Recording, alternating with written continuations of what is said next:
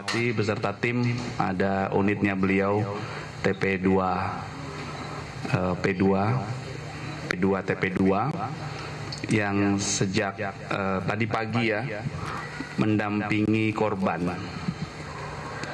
Kemudian yang saya hormati Kasat Reskrim Polres Metro Jakarta Selatan. Dan yang saya hormati dan saya banggakan rekan-rekan media, Bapak dan Ibu, Abang dan Kakak yang sudah bekerja keras menunggu. Mohon maaf ada keterlambatan. Izinkanlah kami dari Polres Metro Jakarta Selatan menyampaikan perkembangan terkini penanganan kasus kekerasan dalam rumah tangga yang dialami korban Saudari L atau Saudari LK yang diduga dilakukan oleh suaminya, yaitu Saudara MR alias Saudara RB. Saudara RB atau Saudara MR ini telah kami lakukan penahanan kemarin berdasarkan bukti yang cukup. Pasal yang kami persangkakan berdasarkan peristiwa hukum yang kami kumpulkan, berdasarkan bukti yang cukup yang kami kumpulkan adalah pasal 44 ayat 1 Undang-Undang Nomor 23 Tahun 2004 tentang penghapusan kekerasan dalam rumah tangga.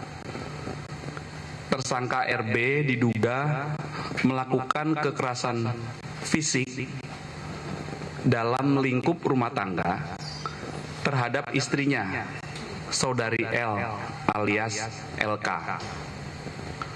Sehingga Saudari L alias LK terhalang kegiatannya, aktivitas sehari-harinya selama beberapa hari. Kejadian tanggal 28 September jam 1:01.51 dini hari dan juga jam 9:47 WIB pada tanggal 28 Desember.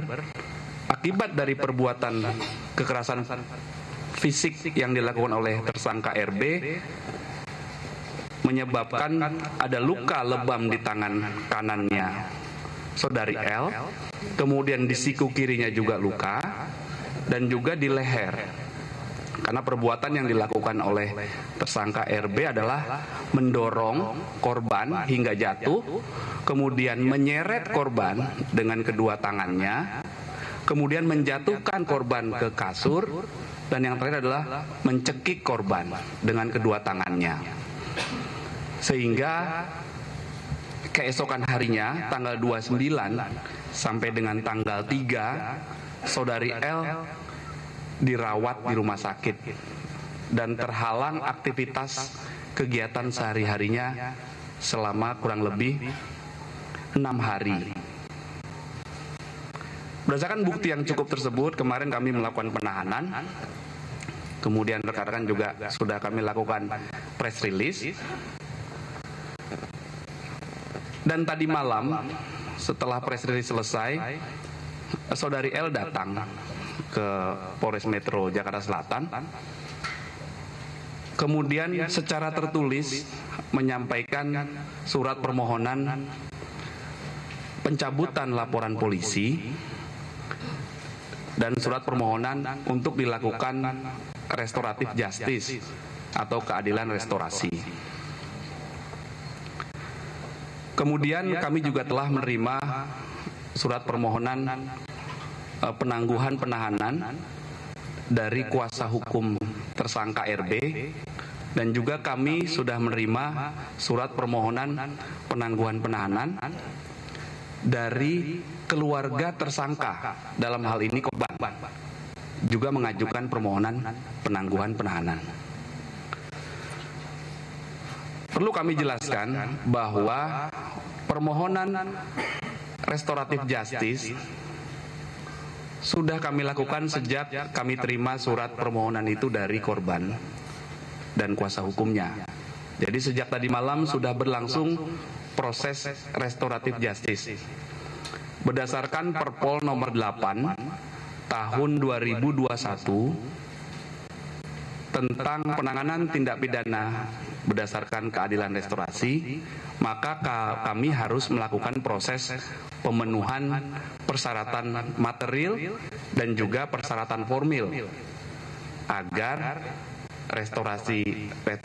restoratif justice itu bisa tuntas. Perkembangan proses restoratif justice juga melibatkan dari TP2 P2A dari Dinas Perempuan di provinsi. Beliau melakukan pendampingan terhadap korban, kemudian dilakukan asesmen secara langsung oleh penyidik didampingi beliau. Yang kami dapatkan bahwa tidak ada tekanan, bahwa korban mencabut laporannya atau bermohon restoratif justice ini tanpa tekanan.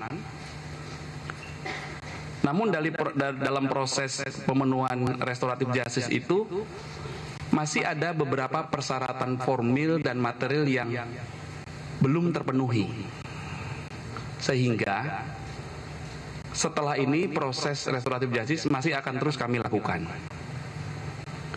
Walaupun demikian, permohonan penangguhan penahanan dari istri tersangka dalam hal ini korban dan juga permohonan penangguhan penahanan dari penasihat hukum tersangka kami kabulkan, sehingga nanti setelah ini kami akan melakukan penangguhan penahanan, proses penangguhan penahanan. Ada kewajiban berdasarkan pasal 31 ayat 1 KUHP yang harus dilakukan oleh tersangka yang dikabulkan permohonan penangguhan penahanannya, yaitu wajib lapor.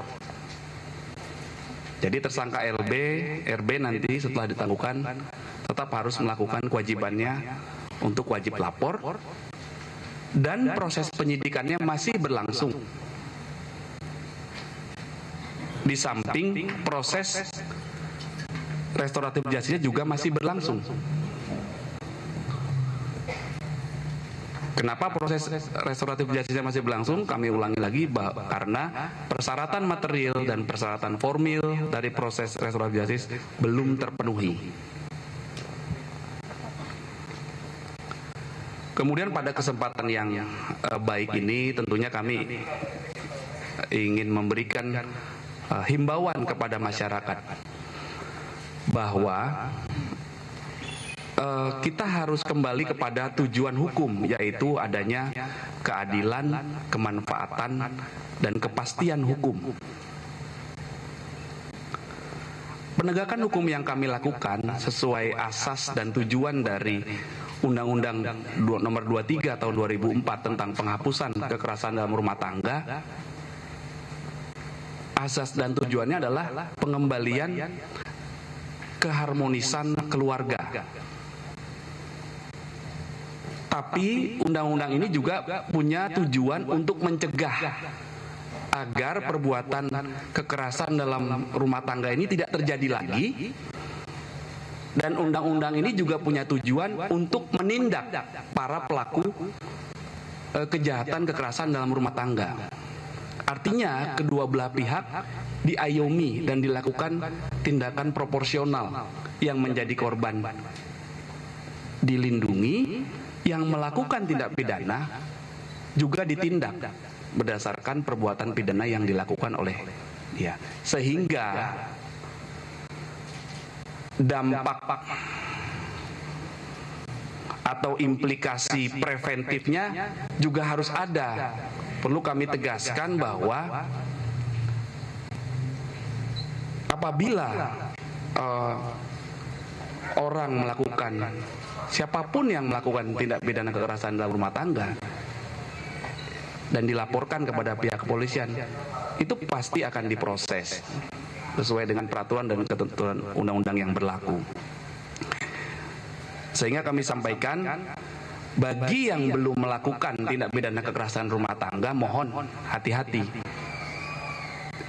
Sehingga apabila kita melakukan tindak pidana kekerasan dalam rumah tangga, itu dapat dipidana berdasarkan pasal pidana yang diatur di Undang-Undang Nomor 23 Tahun 2004 tentang penghapusan kekerasan dalam rumah tangga. Ini perlu kami sampaikan agar pencegahan kejahatan itu terjadi. Dalam lingkup rumah tangga, apakah kepala keluarga yang melakukan kepada anggota keluarga, kepada asisten rumah tangga dalam lingkup rumah tangga, ini ada sanksinya. Nah, inilah dampak implikasi preventif ini harus kami sampaikan. Di sisi lain ada juga kepentingan negara untuk menuntut bagi siapapun yang melakukan kekerasan dalam rumah tangga. Kemudian yang selanjutnya kami menghaturkan terima kasih kepada Ibu Tuti Kusumawati beserta tim dari Dinas PPAPP Provinsi DKI Jakarta yang telah membantu kami dalam mekanisme restoratif justice. Dan perlu rekan-rekan ketahui bahwa keadilan restorasi atau restoratif justice ini harus murni inisiasi dari kedua belah pihak, yaitu pihak korban dan pihak pelaku. Tujuannya adalah bukan untuk melakukan pembalasan atau pemidanaan, tetapi tujuannya adalah untuk pengembalian kepada kondisi semula, keseimbangan antara kebutuhan korban dan juga hak pelaku juga diperhatikan. Dan yang paling penting adalah kenapa kami melakukan meng-ACC permohonan penangguhan penahanan adalah alasan subjektif kami kemarin, kekhawatiran kami tersangka mengulangi lagi perbuatannya. Setelah dilakukan asesmen dibantu ini, sementara ini itu gugur. Itulah alasan kami secara subjektif mengabulkan permohonan penangguhan penahanannya. Di sisi lain, tersangka RB karena prosesnya masih lanjut juga masih harus melakukan kewajibannya sebagaimana diatur di pasal 31 ayat 1 KUHP, harus wajib lapor sambil menunggu proses RJ ini selesai. Itu yang harus dia lakukan.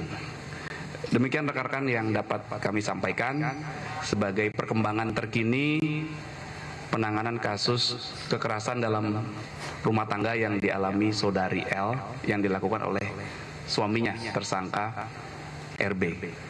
Kemudian pada kesempatan yang baik ini tentunya kita juga ingin mendengarkan himbauan, arahan dari beliau dan juga mungkin pesan-pesan kepada masyarakat, Bu, karena menangkap seorang pelaku kejahatan itu baik, tapi mencegah perbuatan tindak pidana itu lebih mulia. Mohon Ibu berkenan memberikan sepatah dua patah kata. Terima kasih, Bu. Baik, terima kasih Pak Kapolres. Bismillahirrahmanirrahim. Assalamualaikum warahmatullahi wabarakatuh. Selamat malam, salam sejahtera untuk kita semuanya, Pak Kapolres, Pak Kasat, dan juga Bapak Ibu, teman-teman sekalian media yang saya hormati. Pada malam hari ini kami dari Dinas Pemberdayaan Perlindungan Anak dan Pengendalian Penduduk Provinsi DKI Jakarta hadir memenuhi undangan di sini untuk bersama-sama menyampaikan pesan-pesan kepada masyarakat.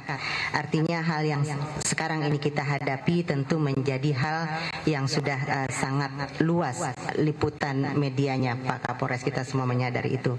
Jadi berdasarkan permohonan dari pihak Polres Jakarta Selatan kepada salah satu unit yang ada di Dinas PPAPP ini, yakni yang bernama UPT P2TP2A.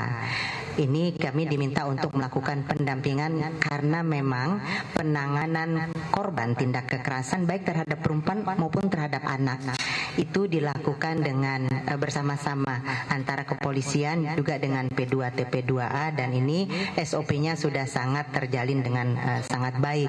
Bahkan antara Polda Metro Jaya, yakni Pak Kapolda dengan Gubernur DKI Jakarta juga sudah memiliki MOU dalam hal itu, yang sebenarnya kita lebih banyak menekankan untuk promotif preventif ya Pak ya, agar tindak kekerasan semacam ini tidak terjadi. Dan tadi Pak Kapolres sudah baik sekali menghimbau bahwa mencegah itu jauh lebih mulia, dan pencegahan itu tidak bisa dilakukan oleh kita saja, pemerintah, kepolisian, tapi kita semua melakukan pencegahan. Nah, apabila sudah terjadi tindak kekerasannya, maka undang-undangnya jelas dan tegas mengaturnya, baik korban maupun pelaku. Kami dalam konteks menangani korban, apabila korban ini kemudian dimintakan pendampingan dari kami, dari UPT P2 TP2A yang ada di bawah Dinas PPAPP ini, maka kami lakukan pendampingan. Setidaknya pendampingan itu dalam hal berkaitan dengan konsultasi hukum, walaupun dalam konteks ini sudah punya pengacara, tetapi hukum dari pemerintah juga hadir, dan ini bisa diakses oleh siapa saja layanan kita ini, dan tentu saja secara cuma-cuma Pak Kapolres. Selain itu juga kita melakukan pendampingan psikoedukasi. Jadi psikoedukasi kita berikan, kita memiliki konselor-konselor terkait dengan psikologi klinis dan juga psikolog biasa, juga advokat-advokat yang ini semua dikelola oleh Pemprov DKI Jakarta melalui P2 TP2A. Ini bisa diakses secara luas bagi masyarakat, dan kita berikan layanan ini cuma-cuma. Konsultasi silahkan dilakukan, apabila diperlukan konsultasi kepada kami bisa diakses melalui Jakarta Siaga 112 atau WhatsApp Pak. Kita memiliki juga ini Bapak Ibu unit reaksi cepat 24 jam sehari 7 hari seminggu yang bisa diakses juga, ini layanan cuma-cuma di 0813 176 17622. Apabila WhatsApp ke sana 24 jam kita layani. Silahkan untuk tidak ragu-ragu lapor, karena pada hakikatnya yang namanya kekerasan itu bisa terjadi, ya korban itu bisa terjadi terhadap siapapun, pelakunya juga bisa oleh siapapun dan dimanapun tempatnya. Ini merupakan sebuah hal yang patut kita waspadai, dan juga mari bersama-sama kita cegah bersama. Dimanapun bisa terjadi, yang seharusnya dia aman nyaman berada di rumah, tapi ternyata malah terjadi tindak kekerasan, dan ini sudah hal yang perlu kita itu tadi edukasikan kata Pak Kapolres, agar masyarakat luas juga memiliki pemahaman, pengetahuan untuk bersama-sama mari kita cegah. Bahkan Undang-Undang 23 tahun 2004 yang tadi disitir juga oleh Pak Kapolres itu ya, terkait dengan penghapusan KDRT ini, di sana juga mengamanatkan diantaranya bahwa barang siapa melihat, mendengar, mengetahui itu bisa lapor. Walaupun korban tidak lapor, barang siapa melihat, mendengar dan juga mengetahui itu dihimbau, diwajibkan oleh Undang-Undang 23 tahun 2004 ini untuk melapor. Begitulah ikhtiar kita, upaya kita, lebih kepada yuk cegah bareng-bareng tindak kekerasan, utamanya tindak kekerasan dalam rumah tangga.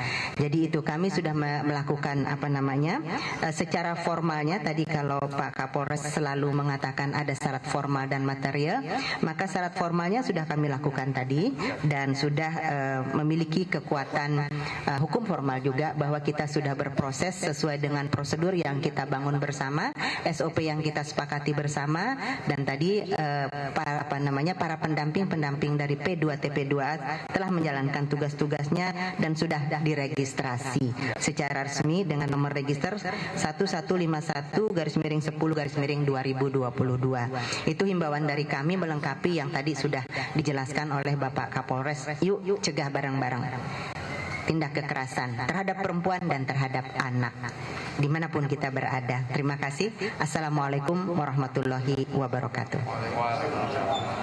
Cukup ya? Baik, Komandan bisa tanya, berarti Angka sendiri apakah malam ini sudah bisa keluar dari tangannya, dan wajib lapornya mulai kapan? Hari apa aja dan? Ya, setelah ini proses pengakuan akan di